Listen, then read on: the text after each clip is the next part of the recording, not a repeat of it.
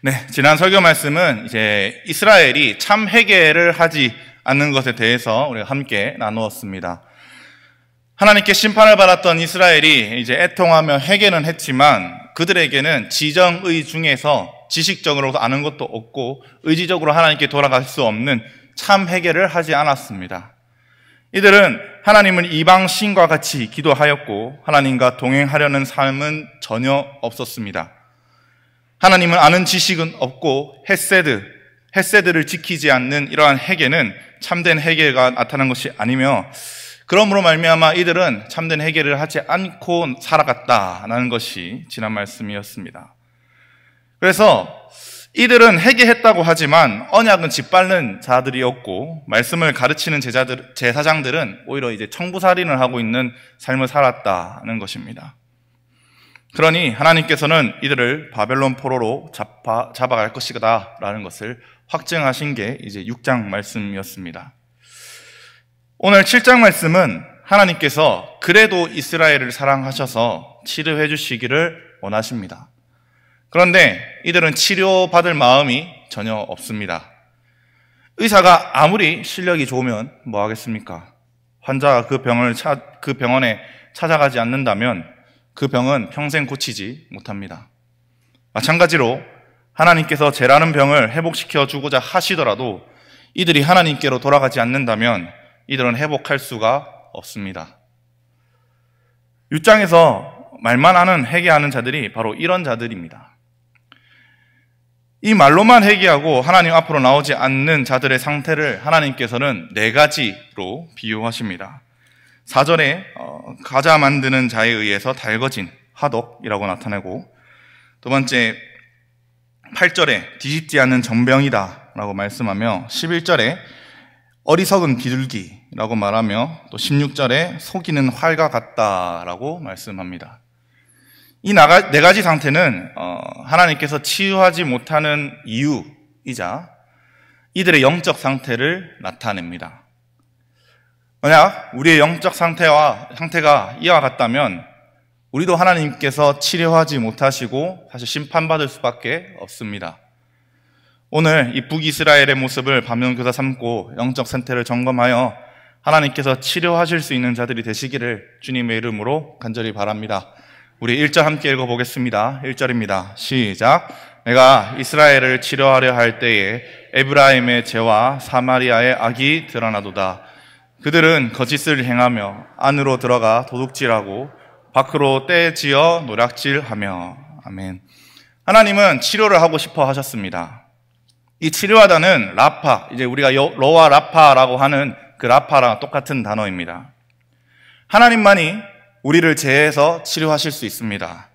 어떤 자들도 할 수 없습니다. 그리고 하나님께서는 치료하고 싶어 하십니다. 이런 의지가, 하나님께서는 그런 의지가 있으십니다.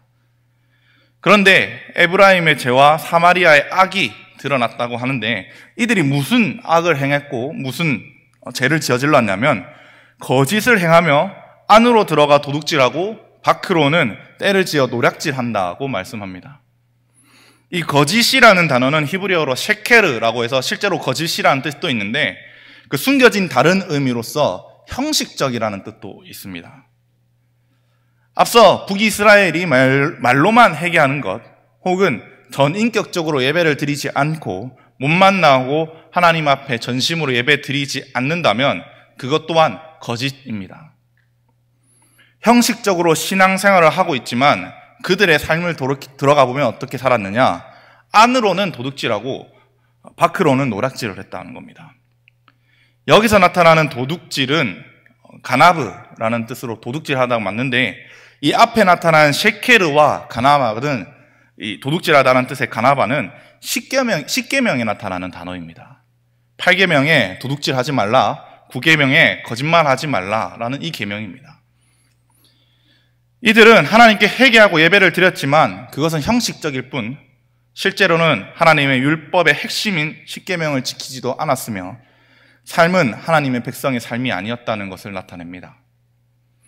10계명은 하나님 백성이 지켜야 되는 핵심이자 하나님께서 최소한 여기까지는 지켜야 한다고 요구하신 것입니다. 거기다가 이들이 여러 무리들이 합쳐서 뭉쳐 다니면 어떻게 됐냐면 최소한을 넘어서 최대치로 한다면서 노략질한다, 그런 의미입니다. 뭉치면 살고 흩어지면 죽는다라는 말이 있는데, 여기서는 흩어지면 작은 죄를 짓고 뭉치면 큰 죄를 저지른다라고 설명하는 게 가장 좋을 것 같습니다. 개인의 경건은 묻어진 지 오래이며 그들의 사회는 악의 최대치를 찍고 있다는 것이 이제 1절의 설명입니다. 그렇다면 하나님께서는 이런 에브라임과 북이스라엘을 치료할 수 있는가 한다면 하실 수 없습니다.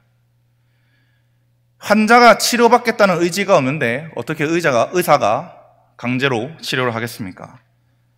하나님께서 죄를 해결해주고 싶어 하시지만 이들이 죄 해결을 받고 싶지 않다는데 어떻게 하나님께서 죄를 해결하시겠습니까? 그건 하나님께서는 만약에 그런 자에게 회개를 죄 용서 사해 주신다면 하나님께서도 죄를 가담하게 하는 공범자가 되는 것입니다.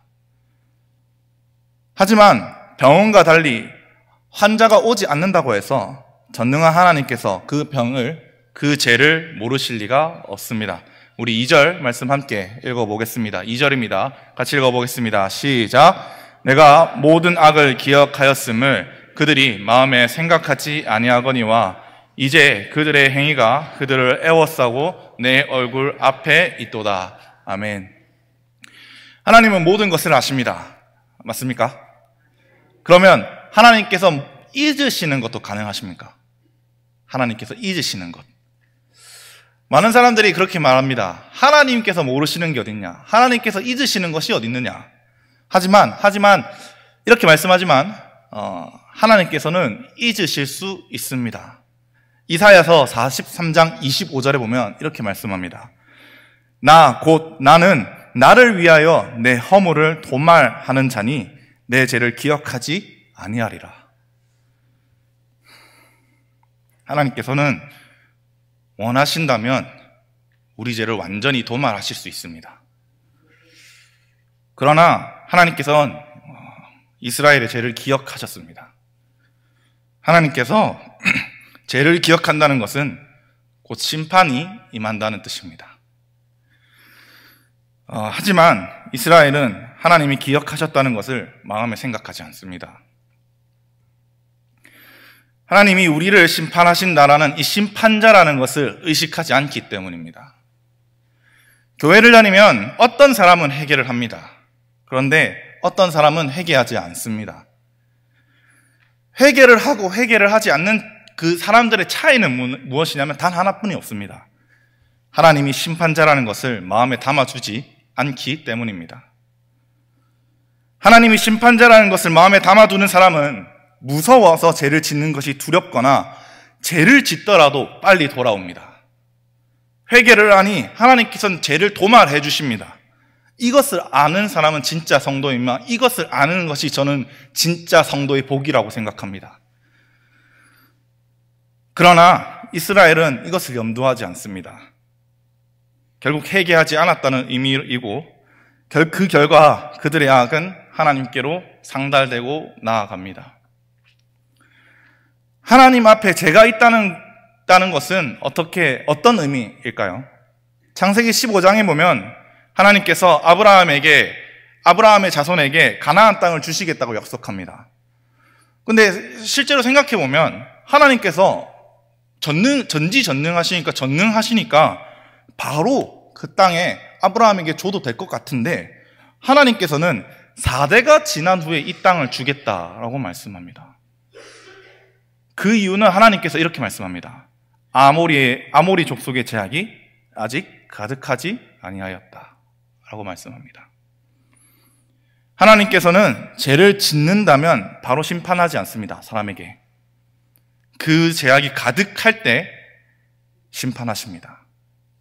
공의시기 때문에 하나님께서는 공정한 판결을 내릴 수밖에 없기 때문입니다. 이스라엘도 마찬가지입니다. 이스라엘의 죄가 하나님 앞에 있다는 것은 그 죄가 이제 하나님 앞에 상달되었다, 가득 찼다는 의미입니다. 하나님께 상달된 죄들이 무엇이냐 하는 것이 이 네 가지 모습인데 3절부터 4절 말씀입니다. 우리 3절부터 4절 말씀 함께 읽어보겠습니다. 시작. 그들이 그 악으로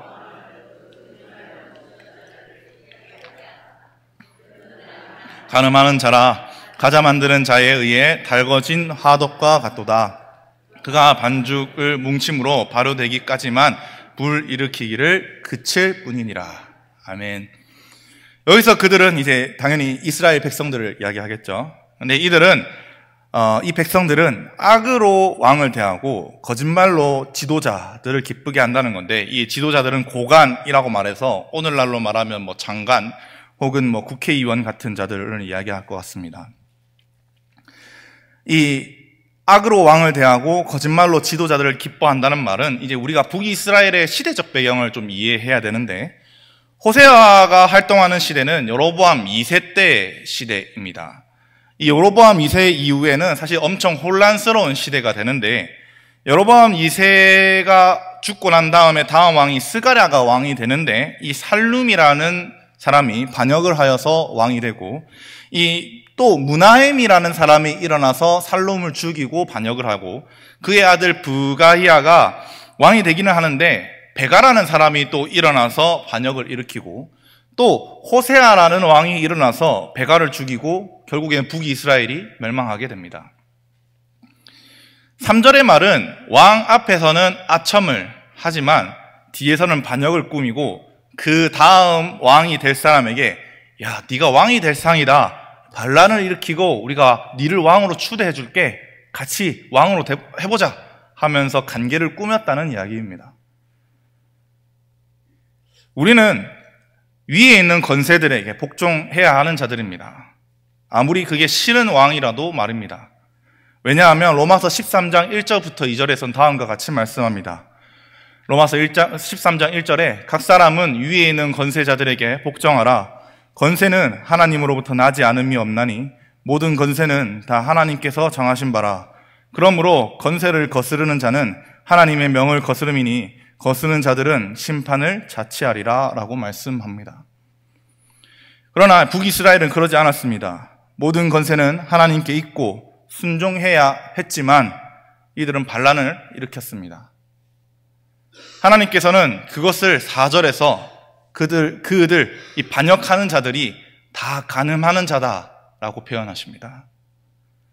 그런 이 간음하는 자, 이 반역하는 자의 상태가 어땠냐면 달궈진 화덕과 같다라고 말씀합니다. 이 이스라엘에는 피타라는 빵이 있습니다. 저희 함께 사진을 보시면 저렇게 생겼는데, 이 공갈빵 반죽을 2개를 있어서 이렇게 붙인 다음에 이 화덕이 있는데, 화덕에 이렇게 움푹 파여져 있습니다. 우리가 생각하는 옛날에 가마솥 같은 느낌이라고 생각하면 될 것 같은데, 거기에 이 피타들을 벽에다가 붙입니다. 그러면 이 공갈빵처럼 저렇게 이렇게 중앙이 부풀어서 양쪽이 이렇게 벌어진 이렇게 공갈빵처럼 되는 거죠. 근데 이 피타를 붙이는 화덕 같다라고 말하는데, 이 달궈져 있다라는 것은 사실 뜨거운 상태를 말하는 게 아닙니다. 최대치가 아니라는 의미죠. 고대에서는 이 불을 지피는 것이 힘들었기 때문에 밤에는 화력을 낮춥니다. 그래서 불만 유지를 하다가 아침이 되면 빵을 만드는 자가 화력을 올려서 이 화덕에다가 피타 반죽을 붙여서 피타를 만듭니다. 반죽을 뭉침으로 발효되기까지 불 일으키기를 그칠 뿐이라는 것은 무슨 말이냐면, 반역할 타이밍을 보고 있다가 반죽이 적당히 발효되어서 화덕에 불을 일으켜 굽는 것처럼 반역할 기회가 보이면 불같이 일어나 저질렀다. 그렇지만 지금은 잠깐 낮춰지고 있을 뿐인 상태다라는 것이 이 북이스라엘의 모습이었습니다. 그러면 어떻게 되느냐? 5절부터 7절 말씀입니다. 함께 읽어보겠습니다. 5절부터 7절입니다. 시작!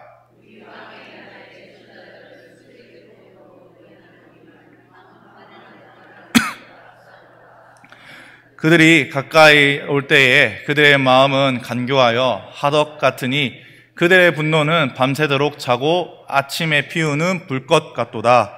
그들이 다 화덕같이 뜨거워져서 그 재판자들을 삼키며 그들의 왕들을 다 엎드러지게 하며 그들 중에는 내게 부르시는 자가 하나도 없도다. 아멘. 이제 5절은 반죽의 때가 될 때까지 기다렸다는 뜻인데, 이제 그때까지 자신의 본심을 숨기면서 악수했다, 아첨했다는 의미입니다. 그러다가 6절에 가까이 온다는 것은 이제 반역의 때가 되었고, 밤에는 화력을 낮추어서 불을 유지했다가 아침이 되어서 화력을 올려서 화덕을 달구는 것처럼 때가 되어서 반역을 일으켰다라는 의미입니다.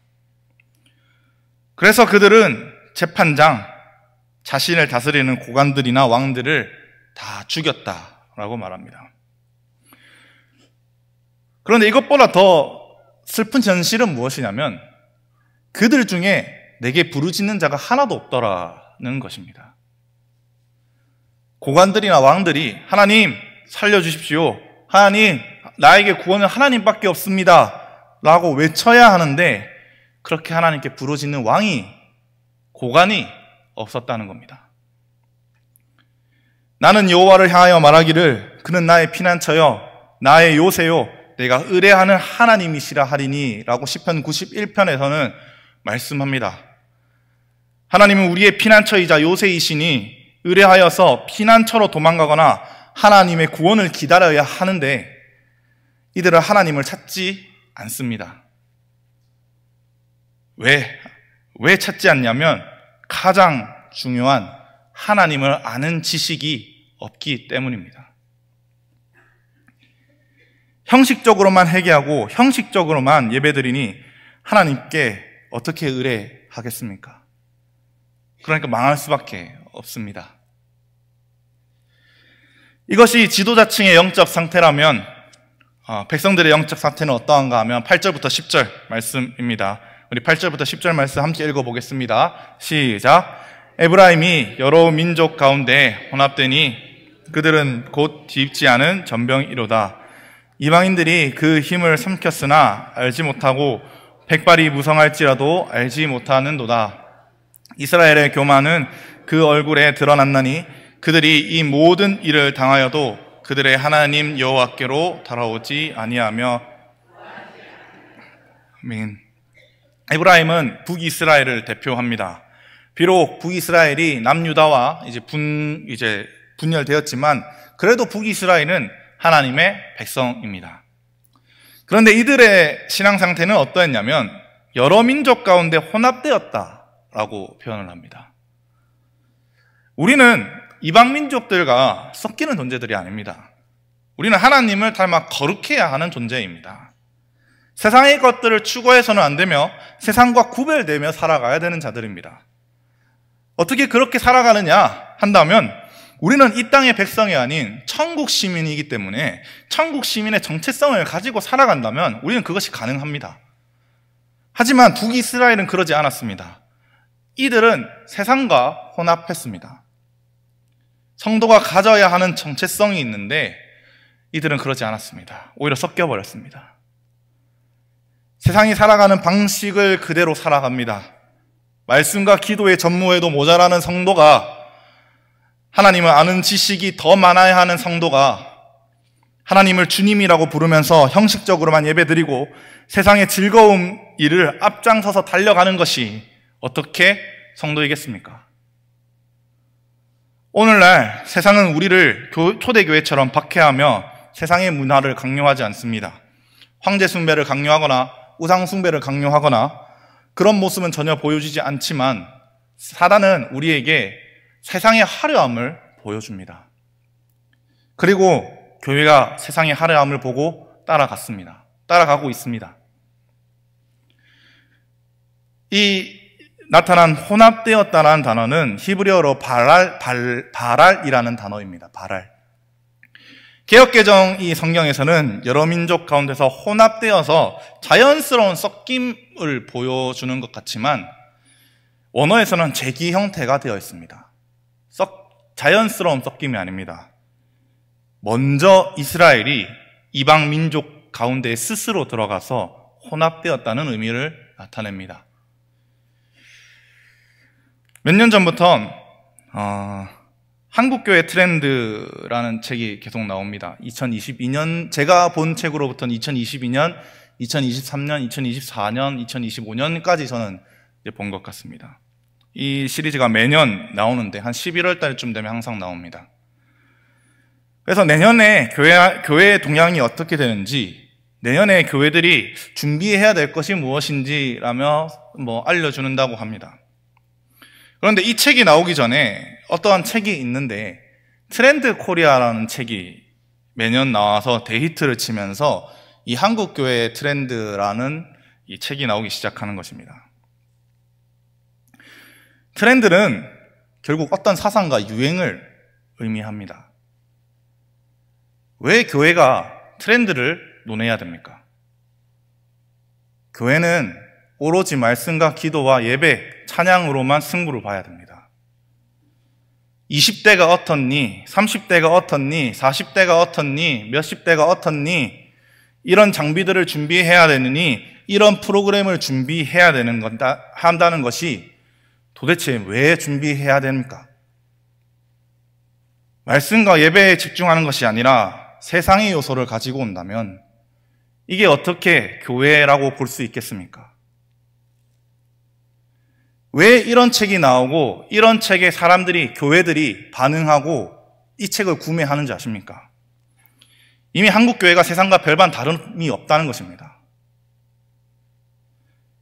이 책을 하도 사람들이 많이 읽길래 저도 한번 읽어봤습니다. 물론 사지는 않았습니다. 하지만 내용을 읽어보니까 세상의 평가와 세상의 기준을 그대로 교회에 적용하고 있습니다. 그런데 교회는 와, 대단한 책이다, 이렇게 분석이 뛰어난 책이 있냐 라면서 칭찬을 합니다. 작가를 초청하면서 세상과 별반 다를 것 없는 것들을 준비하며 나아갑니다. 사회복지에서 할 만한 것들을 교회에서 해라고 합니다. 세상 문화 생활을 할 만한 것들을 교회에서 해라고 합니다. 왜 이런 반응이 나오냐? 왜 이 책에 열광하고 나아가느냐? 교회가 이미 세상물이 들어서 빠질 수 없는 단계까지 왔다는 증거입니다. 이렇게 세상이 혼합이 되니 뒤집지 않은 전병이 됩니다. 전병은 아까 앞서 말씀드린 피타입니다. 이 두 개의 반죽을 붙여서 만드는 공갈빵인데 화덕에 붙이고 난 다음에 시간이 지나면 뒤집어서 붙여야 됩니다. 그런데 뒤집지 않았다는 것은 뭐냐면 한쪽은 다 타들어가는데 한쪽은 반죽이 익지도 않는다는 의미입니다.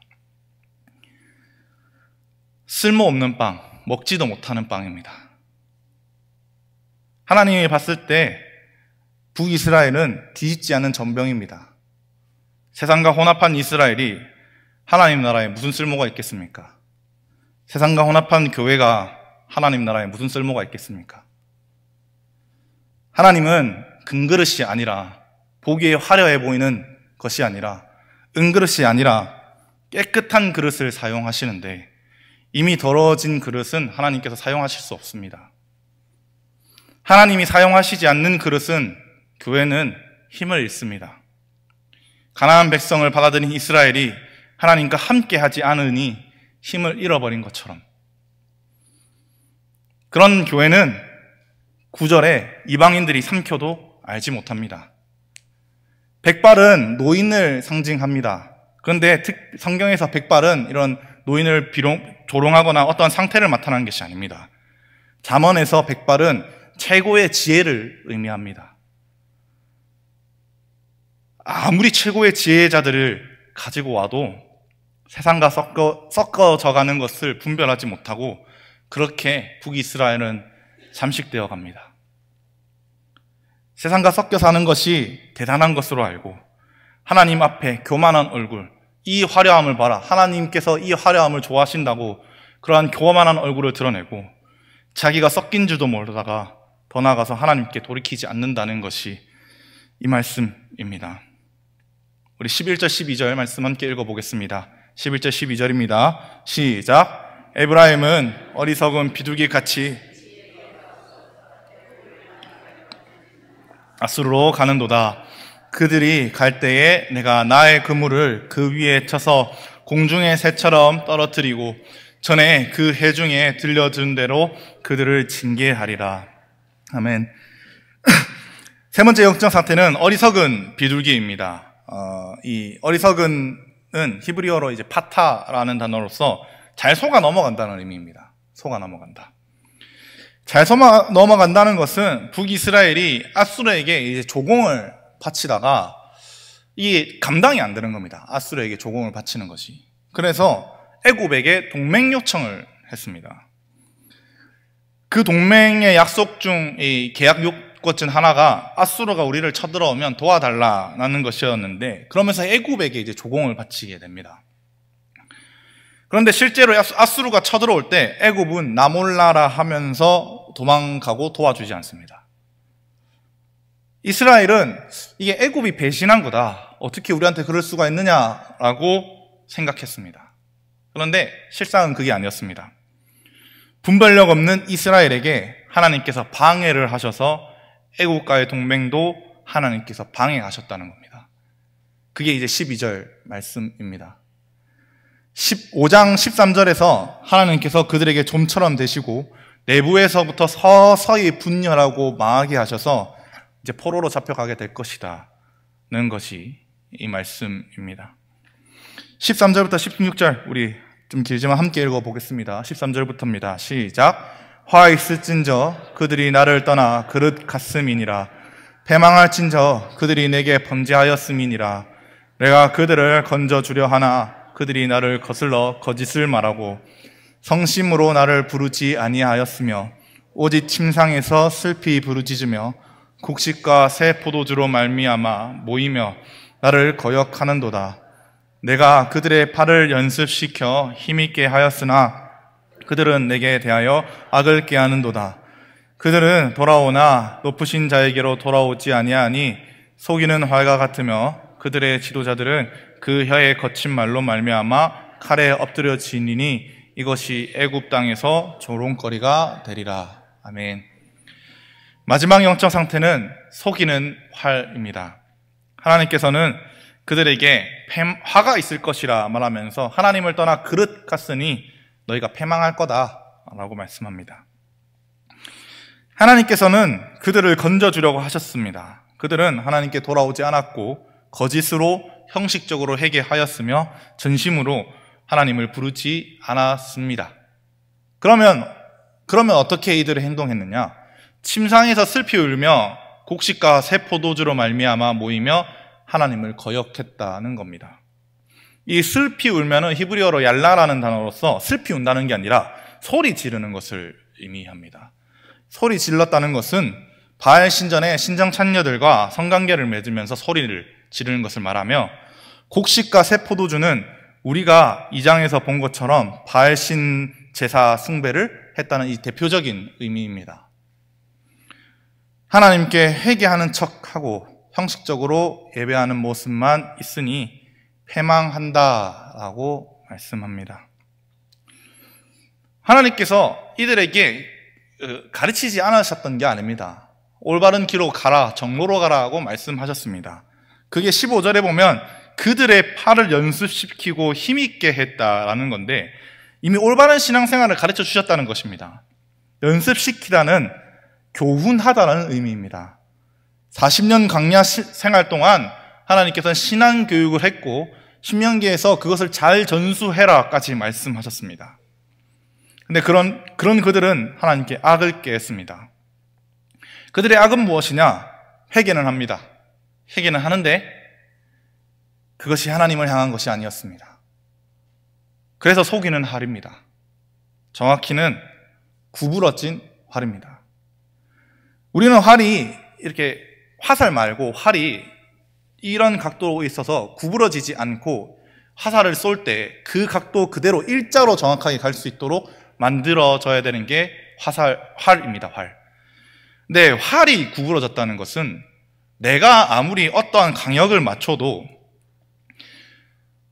그 일자로 가는 것이 아니라 다른 방향으로 계속 간다는 의미입니다.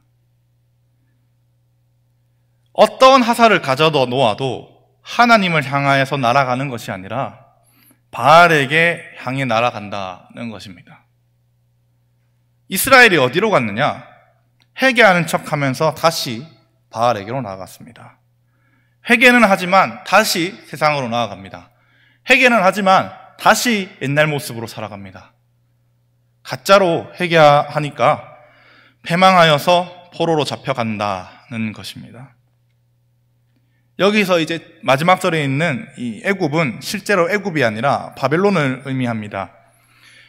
옛날에 애굽의 노예였던 것처럼 바벨론의 포로가 되고 바벨론들이 조롱할 것이다 라는 것이 말씀이며, 이 말씀 전체가 이제 7장 말씀입니다. 저 여러분들께서 이 네 가지 영적 상태에서 벗어나시기를 바랍니다. 반역을 일으키고 세상과 혼합되고 지혜자들이 분별하지 못하고 거짓으로 회개하는 상태에서 벗어나 참된 회개를 하며 하나님께로 돌아가시기를 바랍니다. 한국교회는 힘이 많이 약해졌습니다. 옛날에 권사님들께서, 장로님들께서, 집사님들께서 하셨던 제 나이 때 있었던 교회의 영향력과 지금의 교회의 영향력을 비교한다면 과연 강하다고 말할 수 있을까? 약해진 이유는 다른 것이 아닙니다. 하나님의 백성이 하나님 백성답게 살지 않았고 하나님께서는 그런 자들과 함께 하시지 않아서 힘을 잃은 것입니다. 교회는 하나님께서 함께 하실 때 능력이 나타납니다. 반역을 하면서 내 이익을 따르는 것이 아닙니다. 세상의 능력을 교회에 가져가서 살아가는 것도 아닙니다. 세상의 지혜를 가져와서 분석하는 것도 아닙니다. 교회가 하나님과 동행하며 하나님께서 함께 하실 때 하나님께서 사용하시는 교회가 될 것입니다. 왜 하나님 백성으로 살지 않을까요? 우리가 하나님의 백성대로 살지 않을까요? 하나님이 우리의 심판주라는 것을 기억하지 않기 때문입니다. 또한 하나님께서 함께 계실 때 우리에게 능력이 생긴다는 것을 기억하지 않기 때문입니다. 우리를 재판하시고 세상을 주관하시는 분이 하나님이라는 것을 인정하지 않으면 올바른 영적 상태에 있지 못하게 됩니다. 우리의 영적 상태가 하나님께서 기뻐하시는 영적 상태가 되어서 하나님께서 사용하시는 거룩한 성도가 되시기를 주님의 이름으로 간절히 바랍니다. 기도하겠습니다.